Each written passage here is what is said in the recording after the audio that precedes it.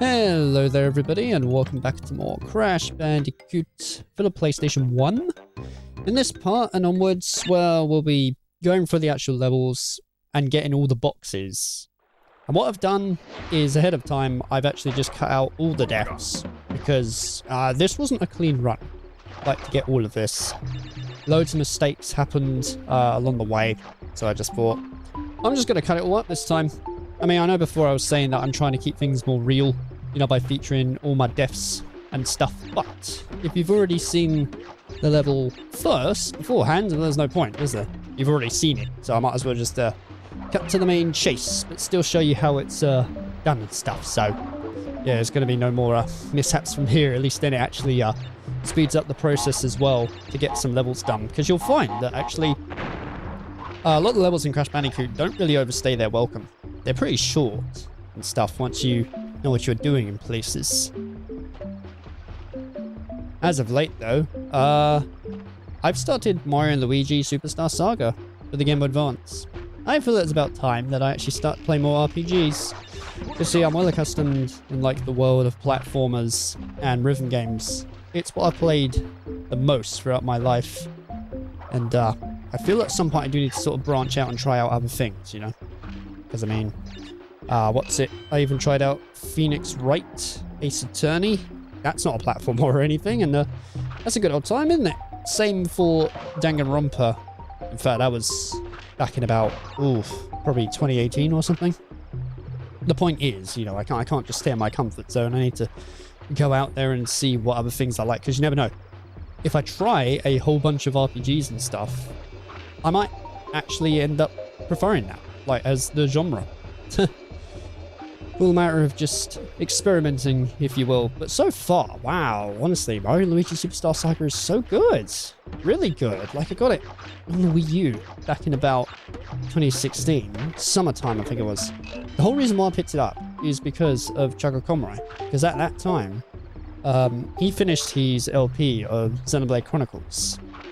And, well, I think he just wanted, like, a fresher change. Set up this giant-ass RPG. He did Mario & Luigi Superstar Saga. And I watched a bit of it and thought, this game looks cool, so I'm going to go off and get it. So I got it for the Wii U Virtual Console. Played it a bit, and I did enjoy it, but then, I don't know. Just put it back on the shelf for some reason, which isn't actually possible because it was digital, but you know what I mean. Yeah, in that level, you need the orange gem. This is exactly why I wanted to get the color gems. Because imagine if I just got there and then I couldn't do it. I know I brought this up many times, but I cannot stress that enough. It makes it so much more stress-free, you know? Absolutely stress-free. So yeah, probably be like trying RPGs more. You never know. At some point in the future, I might even do Let's Plays of them as well. Never know what like the future holds some places. Me and my partner also saw the latest Paddington movie. Paddington in Peru. Yeah, I think that's what it's called. I just call it Paddington 3 sometimes, but yeah. Huge fans of like Paddington 1 and 2. Number 2 especially. Oh my god, number 2 is fantastic. Good lord. If there's like a sequel. Well, not really a sequel as such, but if there's like an example of how a sequel is done right, yeah, it's definitely up there. Or so. Alongside, for me, probably stuff like Spider-Man 2. But yeah, we saw Paddington 3 and it was a good old time, really. It wasn't my favourite of the series, it was probably my least favourite, but not necessarily a bad movie. But yeah, it's well worth the looky in places, I tell ya. It's kind of mad as well, actually, because number 2 came out in like 2017, and well, 3 came out in 2024, and I think like the first one actually came out in 2012, so they did give many years spaced apart. I do find that over time, whenever there's like a big old gap in between films, that usually means there's a bit more time and consideration in the movie. Whereas if it happens a bit too close, say like if one thing's really successful and then it comes out the next year, I don't know, there's part of me where I'm sort of like, oh boy, I feel like it's just going to be rushed out instead of taking the time and stuff to make it. Oh yeah, sometimes also when you come across these optional paths, you can see like this additional artwork and things. There's Cortex, which I think that's the same icon they used actually when you fight him in I believe it was number 3. It was either 2 or 3. It was one of the final boss ones anyway. Ah, yes. And I also collected the Nitrous Brio tokens. The thing that I did find quite fascinating, really, which I never really noticed upon my last time playing this, is that even though I've done these levels in the past and I got all the Torna bonus tokens, in case you haven't noticed, even though I've gone back in the levels, they don't exist anymore. So you can't even, like, use that as a way to save, you know, quickly and stuff, which I suppose if you're getting the boxes, it doesn't really matter anyway, because if you get the gem without dying, it rewards you with a save, so essentially it's not really going to affect you that much. But I just thought it was quite an interesting thing, really, because I swear in the remake, you can just get the Torna tokens as many times as you want. That's something, isn't it? And about 79% done. Wow. I know this LP is probably overstaying its welcome. I mean, this started in, what, probably early, mid-August, I want to say. Yeah, this definitely needed to be more consistent for its upload schedule, but I'm just doing what I can and, you know, playing things as I go along, basically, without stressing too much about things.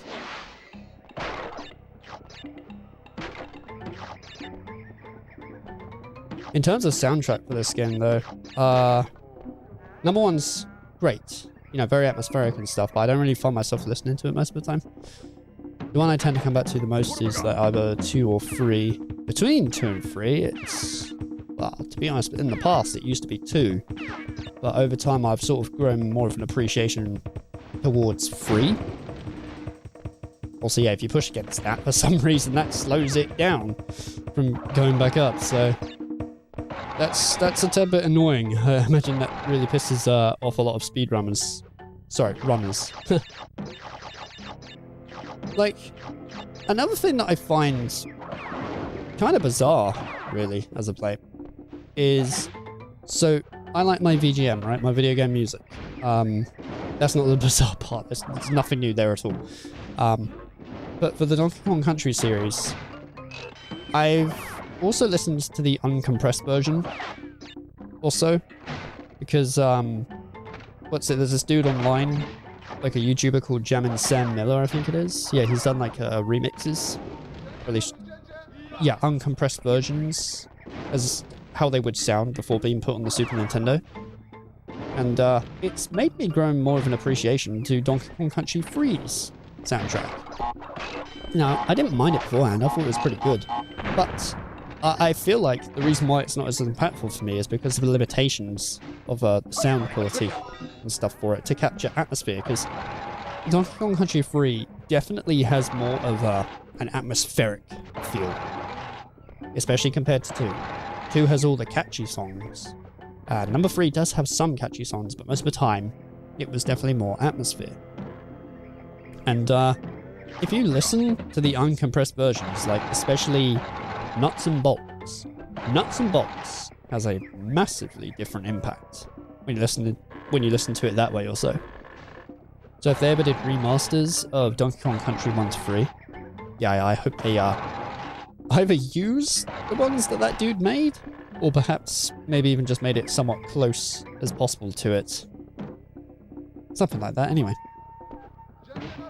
This level here, though, is quite interesting, really, for its extended side. You'll see what I mean, since we have one of the colored gems in order to get stuff. I mean, well, it's kind of bizarre. You know, that tree in the background looks like that tree from Lion King. I've just noticed that, what the heck? Granted, not as pixelated, but yeah. Man, you know, that's probably a game I should finish at some point. Lion King for the Super Nintendo, you know, that really easy game that everybody finishes, clearly. Oh man, I can't remember how far I got in that game. Oh, I cannot remember, it's been too long or so. It must have been on a game night or something. It's nice to also be bringing back the vote for game nights on Saturdays. Me and my partner really have missed them. It's just we had a couple of things to fix beforehand, and you know, the original layouts, while it did work, it definitely needed major, like, fine-tuning. Because, my goodness, things just kept building on top of one another, and it was just becoming a bit awkward, you know, to, like, manage and stuff. But it all seems to be done now. It was definitely a bit of a project, but, well, we wanted to do it. And the other day, actually, when we done a game night, it was really successful. So, that was cool. It's nice to also not take it as seriously, because admittedly in the past and that, for game nights, I was very adamant on it needed to be this. We must do this amount of games. So, yeah, we've got to keep the flow and stuff. It's like, oh man, it's just a show where you're just playing a bunch of games. You know, why not just have fun and stuff with it instead? It was nice to feel that. Also, when we done like a game that the other day, like there wasn't really any parts where I was like, oh god, nothing's working, it was stress or anything like that. It was just, yeah, just game night, man, just chill. It's definitely far more easy though to swap to games. Like, my goodness, the swap screen has completely changed now. Where before I used to have like all these status lights just to show how far I was into swapping to the next game, and now it's just like, it's not really going to take any time at all. So, just keep it simple, essentially. But yeah, I completely forgot to talk about it earlier, didn't I? But that was the extended part. When you use the red gem, I believe it is, yeah, it takes you all the way up to there. Up in the sky with like the clouds. And that's really interesting, the fact that it does that. Because I mean, well, it's just got a very different feel compared to most of the level itself, you know? You're just high above on the clouds.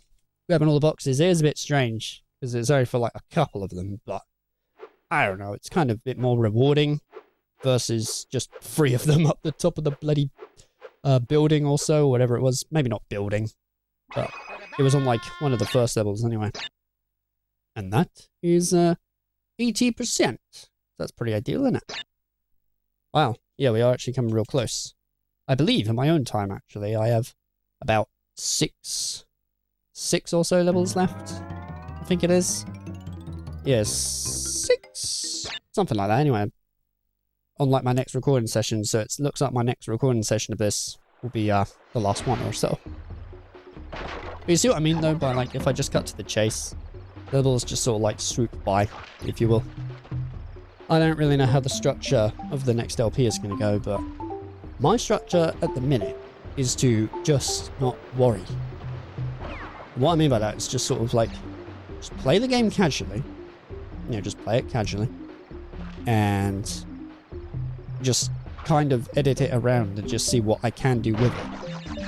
Because I don't really like having to play games in a very specific way just for, you know, the content to come out the way I want it to at the end of the day. I just want to play a game and then share it. And that's what I'm trying to follow these days, because the addiction level definitely went haywire also with it. Oh man.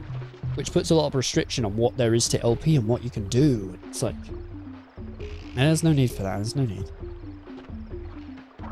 Up the creek, I remember dying a lot on, I think it was probably maybe about 4 or 5 times or so. Some of the levels were like clean runs, but other ones, yeah, I did have to cut out quite a bit or so. But I'm trying to make it look a bit more seamless, like, you know, the loading screens and that. I've done what I can. I will say, graphically though, this is quite an impressive game for the PS1, even though it's a very early one. You know, the animations don't quite look amazing, but you know, for the time, very bloody impressive. And that bit down there, I remember it was quite tricksy, because if you screw up also on the TNT, then you bounce on the spring, or it's not really a spring, it's just a bouncy box. If you don't do that like quick enough and stuff, you're kind of just stuck down there. At least for me anyway, I couldn't really find a bloody way out. I was just, I was deserted also, so I had no other choice other than to just die and redo the whole thing again, basically. That's gonna sound like it might cut out, but that was actually me with my throat. Oh, that's gonna be interesting. I wonder how that's gonna sound in the actual playback session. No idea. But either way, yeah, that's all the perfects done so far in this. that should mark out to 81%, right? After we go through these gems. Take your time. Yeah, there we go, 81%, not bad. Alright, so, well, that's the end of this episode. I feel 15 minutes is long enough. And I'll see you in the next part of Crash Bandicoot 1.